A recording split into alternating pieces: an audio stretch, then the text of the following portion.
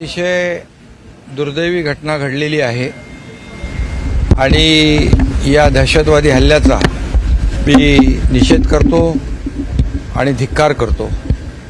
खरं म्हणजे पर्यटकांवर झालेला हा पहिलाच मोठा भ्याड हल्ला आहे आणि पोलिसांच्या वेशात येऊन त्यांनी नावं विचारून या ठिकाणी समोर गोळ्या घातल्यात। खरं म्हणजे या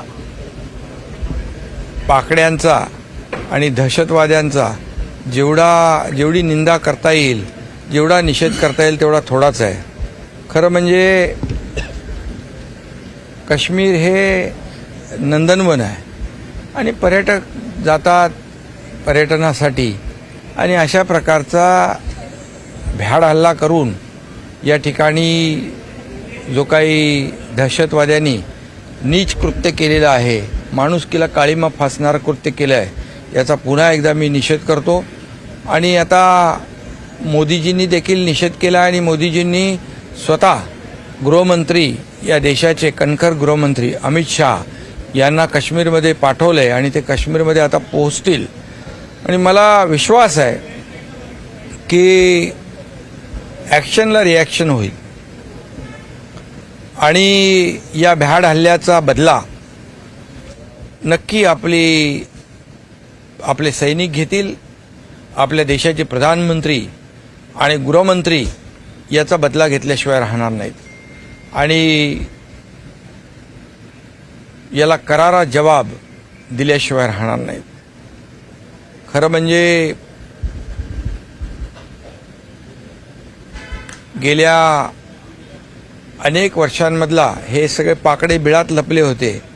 मोदीजींचं सरकार आल्यानंतर यांची हिंमत नव्हती की अशा प्रकारचा हल्ला चढवण्याची, परंतु हे जाणीवपूर्वक जे काही कृत्य झालेलं आहे आणि याच्यामध्ये बेकसूर निरपराध आपल्या देशातले पर्यटक मारले गेलेत किंवा जखमी झालेत, यांचा या भ्याड हल्ल्याचा बदला नक्की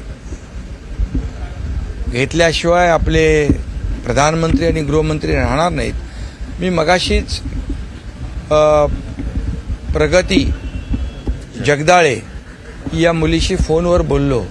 ती अतिशय भेदरलेल्या अवस्थेत होती, अतिशय भीतीच्या वातावरणामध्ये ते तिथे आहेत आणि तिने सांगितलं की प्रत्येकाला नाव विचारून या ठिकाणी गोळ्या घातल्यात आणि तिची एवढीच मागणी आणि विनंती होती की त्यांना उपचार चांगले मिळावेत आणि लवकर आम्हाला पुन्हा, ती पुण्यातली होती, पुणे आणि मुंबईतले पर्यटक होते, त्या सगळ्यांना पुन्हा आपल्या घरी परतायचं आहे आणि मी त्यांना आश्वस्त केलं।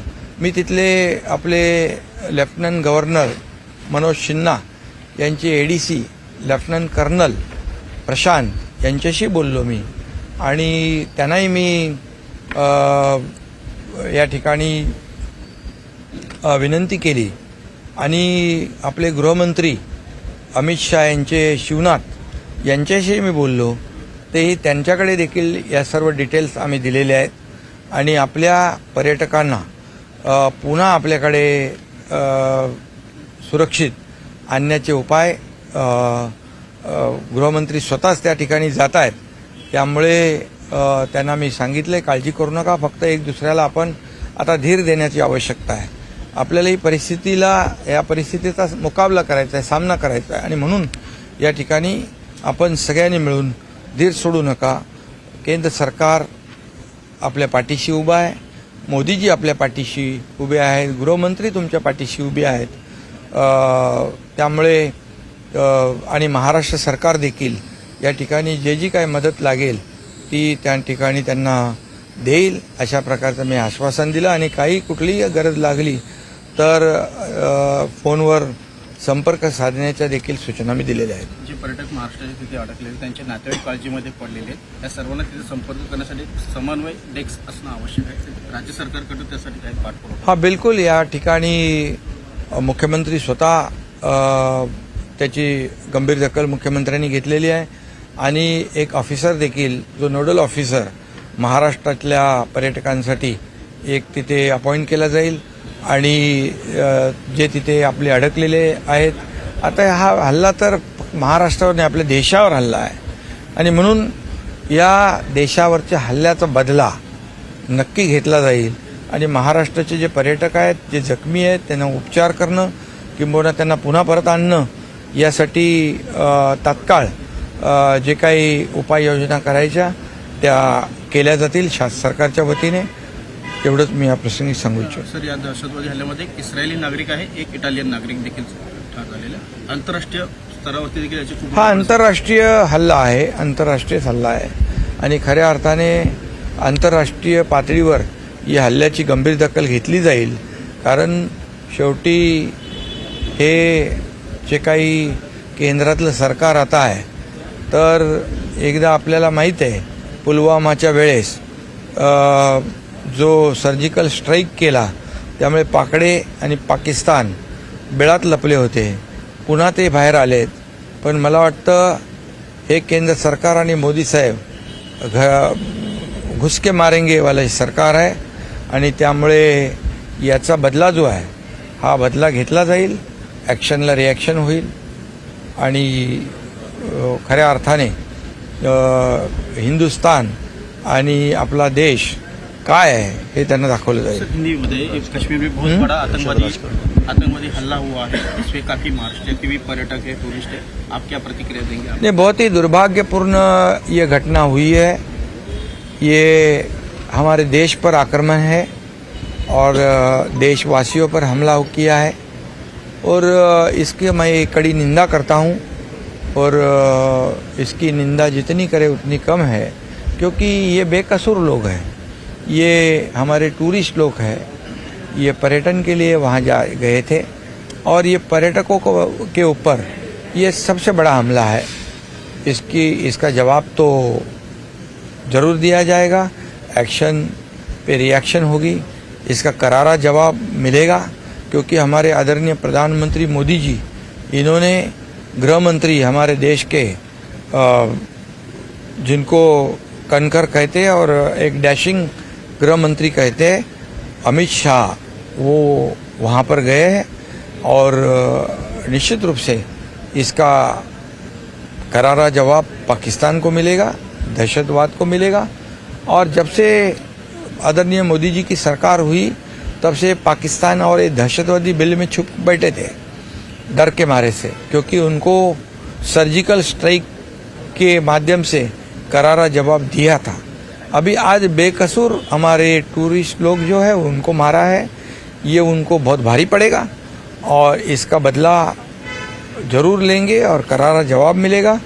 मैंने अभी ये प्रगति जगदाळे, ये जो वहाँ टूरिस्ट है उससे मैंने बात की, वो पुणे की है. उसने कहा कि सभी जो आतंकवादी है, दहशतवादी है, वो पुलिस के ड्रेस में आए थे और सबको नाम पूछ रहे थे, नाम पूछ कर गोलियां मार रहे थे. ये तो बहुत ही निंदाजनक है और मैं इतना ही कहूँगा कि ये केंद्र सरकार जो है ये देश पे हमला जो हुआ है ये इसका बदला ज़रूर लेंगे. ये हमारे कर्मठ गृहमंत्री और हमारे फौलादी इरादे रखने वाले हमारे देश के प्रधानमंत्री ये बिल्कुल नहीं छोड़ेंगे. ये इनको सबक सिखाएंगे और निश्चित रूप से घुसकर मारेंगे. इतना ही मैं कहता हूँ. और इसकी कोई भी राजनीति न करे, इसका कोई राजकारण न करे, इतनी मेरी सबसे अपेक्षा है क्योंकि ये देश पर हुआ बड़ा हमला है. इस आतंकवादी हमले में एक इटालियन नागरिक है और एक इस्राइल नागरिक है. इस तरह से एक इंटरनेशनल पूरा मैटर बन चुका है. नहीं, ये तो इसकी तो दखल इंटरनेशनल लेवल पे ली जाएगी, लेकिन भारत ये फौलादी इरादे रखने वाला भारत है. ये देशभक्ति और राष्ट्रभक्ति से भरा हुआ भारत है, हिंदुस्तान है. और हमारे प्रधानमंत्री और आदरणीय गृह मंत्री ये लोगों को छोड़ेंगे नहीं, बिल्कुल छोड़ेंगे नहीं। महाराष्ट्र की कुछ टूरिस्ट है, आपने उनसे संपर्क किया? महाराष्ट्र के टूरिस्ट प्रगति जगदाड़े, इससे मैंने बात की तो उसके पिताजी को और अंकल को उनको नाम पूछ कर गोलियां दागी। अभी वो उनको अस्पताल में भर्ती कराया है और जो भी इसमें मारे गए हैं, जो बलिदान जिनका हुआ है और जो शहीद हुए हैं, ये इनकी शहादत व्यर्थ न जाएगी, इतने मैं कहता हूँ।